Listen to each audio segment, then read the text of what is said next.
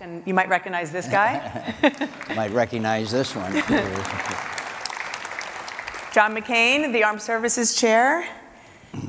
And I would say Tea Partier before Tea Partier was cool, budget hawk. So let's get started, unfortunately, on a topic that is incredibly unfortunate, and that, of course, is the attack in Manchester in the UK. Just before coming on, ISIS claimed responsibility. What do you know about that? And frankly, do you believe it, or you think it's possible that they're glomming on to take advantage of something that happened? Well, first of all, thanks, Dana, for doing this. Thank you all for being here this morning, and a special shout out to my old and dear friend Pete Peterson, who has done such a wonderful job for so many years of trying to make us aware of the fiscal challenges that we face. And I'm very happy to be here this morning, and I'm always glad to be ahead of Mark Warner. But anyway, Dana, this is just it's a terrible tragedy. It's even more tragic when it's these wonderful, beautiful young people that had their lives extinguished so early, and our thoughts and prayers go out to them. But it shouldn't really surprise us too much, because you do have a caliphate in Raqqa where they are training people and sending them out to commit acts of terror. We have foiled, and the British have foiled, and every other country have foiled many, many possible attacks. But last night proved again that it really only takes one to all of a sudden just rivet our attention and inflict terrible damage and carnage on innocent people. We're in a long twilight struggle with this radical extremism, this perversion of an honorable religion, and I get briefings all the time on it, and you hear about it all the time, but they're working very hard to be able to have the capability to inflict further acts of terror. Now, I do not know anything about laptops, okay, and I have not been briefed. But it's interesting to me that we continue to read in the media that maybe we're going to ban them from aircraft. I mean, so from airliners. That can only lead to one conclusion, that maybe they're working on that kind of technology. So they're not only trying to commit the conventional or standard acts of terror, but they're trying to develop new ways to do so.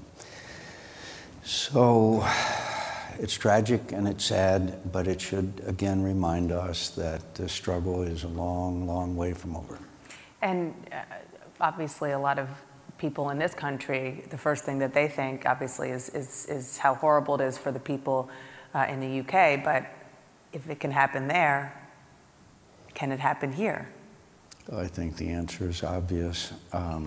We do have excellent people working in all our law enforcement agencies. I think that General Kelly, the head of Homeland Security, is a very capable person. But you know, it's so hard to make sure you foil every plot. But it does, I want to just mention again, it's very important that we take Raqqa as quickly as possible. That's where a lot of these things or laboratories are, where their experimentation is, where even making some of these weapons. So it's very important that we destroy their base. Do you think the president is being aggressive enough there? I think we are. Yes, we are, and I don't want to get into the weeds, but this whole issue of Kurdish involvement versus Turkey is also complicating the whole situation, as you know. Well, let's turn to a subject that is the subject of this organization and of this summit, and happens to be another bit of the news of the day, which is the president's budget is going to be delivered to Congress today.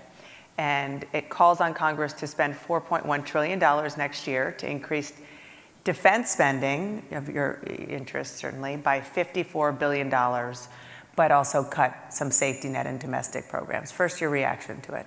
My reaction is it's probably dead on arrival. My second reaction is that, what is that old line about figures lie and liars figure or something like that. It's not a 10% increase in spending. It's a 3% increase in spending. They're using the baseline of the Budget Control Act, and I hate to get into the Washington speak, but I think this is a fine place to do it. but it's a 3% increase. It does not rebuild the military. It doesn't give us the ships and the numbers of personnel we need, the capabilities we need. We are ramping up all of our expenditures, and we're going to do more. We're going to have to do more in Afghanistan.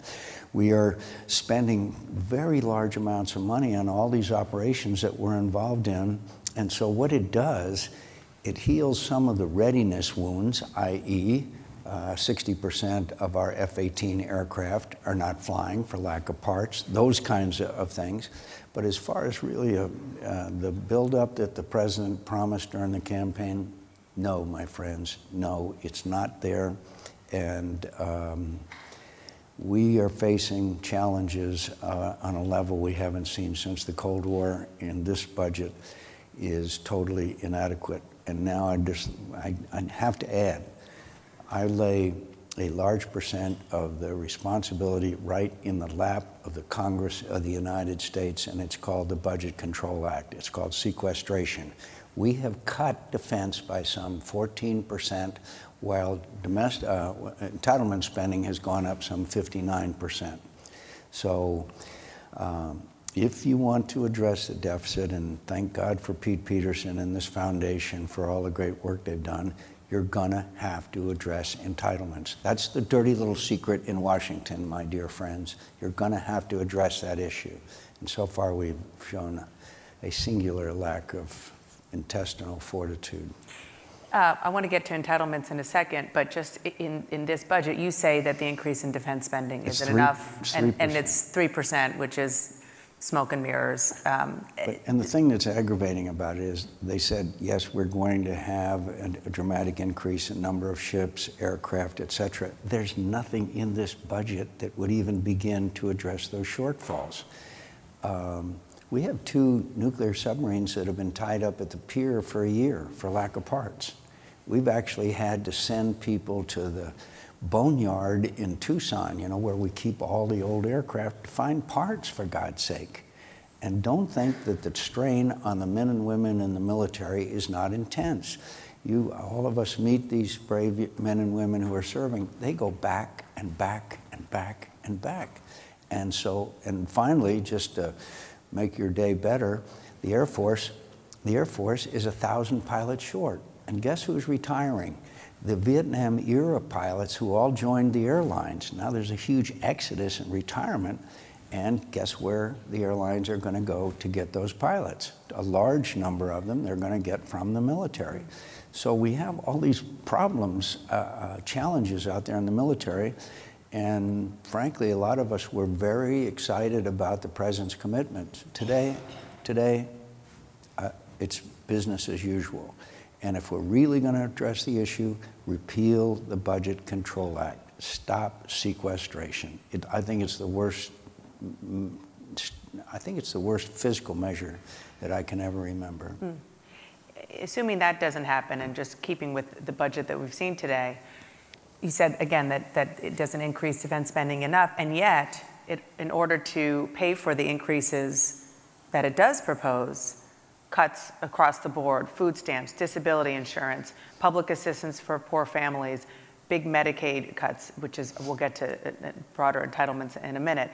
But are you concerned about the families and the real people? And frankly, to talk politics here, a lot of the Trump voters. A lot of the programs can be administered much more efficiently. There's a whole lot of savings that can be created. But it's a little bit like this sequestration. It's not across the board cuts, it's examining these programs and finding out where there's fraud, abuse, waste, where the spending is unnecessary rather than these just across the board cuts. Dana, I don't see this budget going anywhere. I really don't. And so then, my dear friends, and I don't mean to ruin your day this early, but so we just did an omnibus bill, as you know, to stave off, guess what, a government shutdown. Guess what's going to happen in September? Same movie we're going to see all over again. Go to the edge of the cliff, enact $1 trillion bill that nobody's seen or read. No amendment to it. And so that we will prevent another government shutdown. And by the way, I'd like to point out that a lot of our Democrat friends are slow walking things that used to be routine in the United States Senate, like appointments, especially of lower level, rather than cabinet people, the sub-cabinet people. Schumer, and you might want to ask Mark Warner about this, is slow walking every single one of them, taking the 30 hours, then taking another 30 hours, so that basically we're spending a week to approve of one nominee of the president.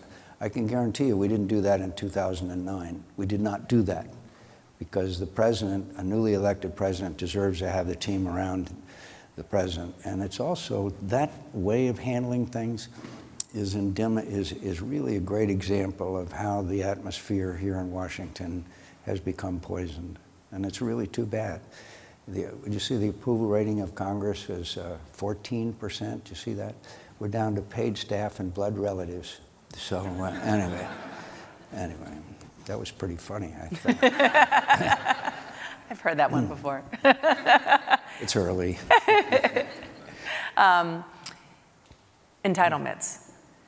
So the president has included basically the cuts to Medicaid that were part of the House-passed health care bill.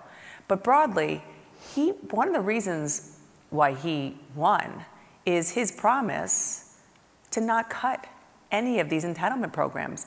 He was very sort of un-Republican, if you will, on that notion, and a lot of people think it helped him win. So how are you going to square that with what you just said about the need to really focus on them and reform them?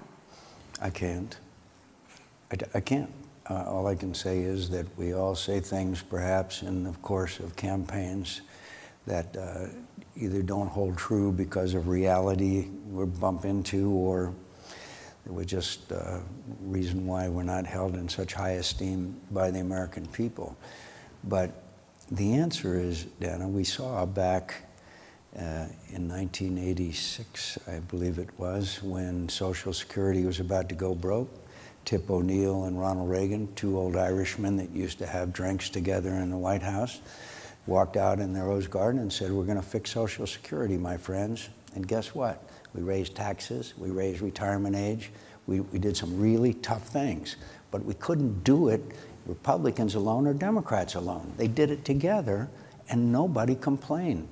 We've got to have people sit down together. And by the way, Mark Warner, who's coming up after me, has made a real effort in that area to try to get us to work more closely together. And I applaud that. But if you're going to fix entitlements, it's going to mean sacrifice, which means it has to be bipartisan. And so far, we haven't seen that. And do you think that there's any chance in this environment, with this president, with this Congress, that that can happen?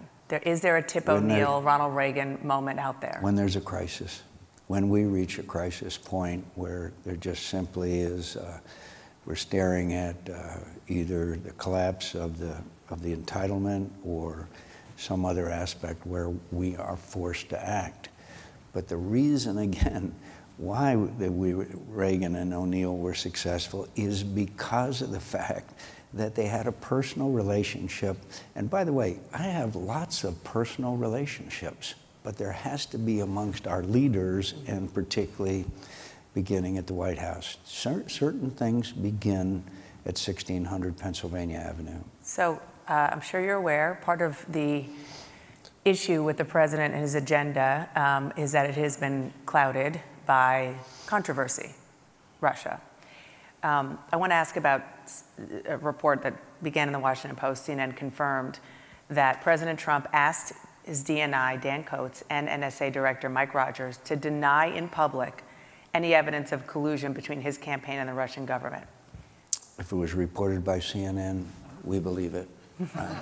Anyway, do you think it's obstruction of justice? I don't know, because I don't know enough details, but it's troubling, obviously. But I can't leap to conclusions, but one thing I do know, and you know because you've interviewed him many times, Dan Coates is a very honest, straightforward individual, and I can't imagine Dan Coates. I mean, he's just a man of such integrity. But not, yeah, I mean, obviously the issue is, yeah, I guess, not about the response, but right. The ask. Yeah, all I can say is it's going to be part of this centipede that the shoes continue to drop every other day. There's a new article, there's a new revelation on CNN or the New York Times or the Washington Post, and we're a long way from over. And could I just mention one thing? We've got two templates here. One, Watergate dragged out for a long, long, long time, and the downfall of the president. The other, Iran-Contra, where it was scandalous what we had done with weapons for the Iranians. And Ronald Reagan fired people. He went on national television and said, we did wrong, and I take responsibility, and we move on. Do you think he goes down in history still as one of the great presidents. Do you think this president has it in him to follow the other template? I don't know, because you don't know how presidents react in a crisis, and this obviously is on the path to being a crisis. Now, whether it actually is or not, we don't have enough information, but it certainly has sucked all the oxygen out of the room. Well, since you mentioned this, some historical references, I just want to ask you, because it's almost as if the drip, drip, drip is the new normal here, and it's obviously not normal. No. So what is your perspective, given the presidents that you've worked for, given your deep understanding of history and of governance and of public service? What is your kind of big picture reaction to what you have seen thus far?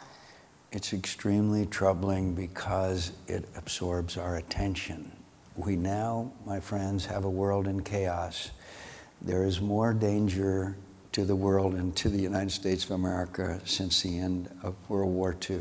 The New World Order that was established in 1947 is now under severe assault. We have 6 million refugees out of Syria. We have 400 and some thousand killed. We have the instability throughout the Middle East and incredible pressures on the Baltics, the Balkans, and of course, Vladimir Putin's behavior. So we don't need this now. We need to focus on the challenges that we are facing in the world today. And unfortunately, this situation has absorbed that attention. That's the real, I think, unhealthy and unfortunate aspect of it. I drill down on one of the drips again, and that is that Michael Flynn, the former national security advisor who was fired, has told the Intelligence Committee that he's going to plead the Fifth. Do you think that the chairman, your friend Richard Burr, should hold him in contempt of Congress? I think every citizen has the constitutional right to take the Fifth Amendment to protect themselves. So I also heard that there are certain documents that have been asked for. I don't think that's covered under the Fifth Amendment. Now, if he refuses to turn over documents that are requested, I think that's one thing.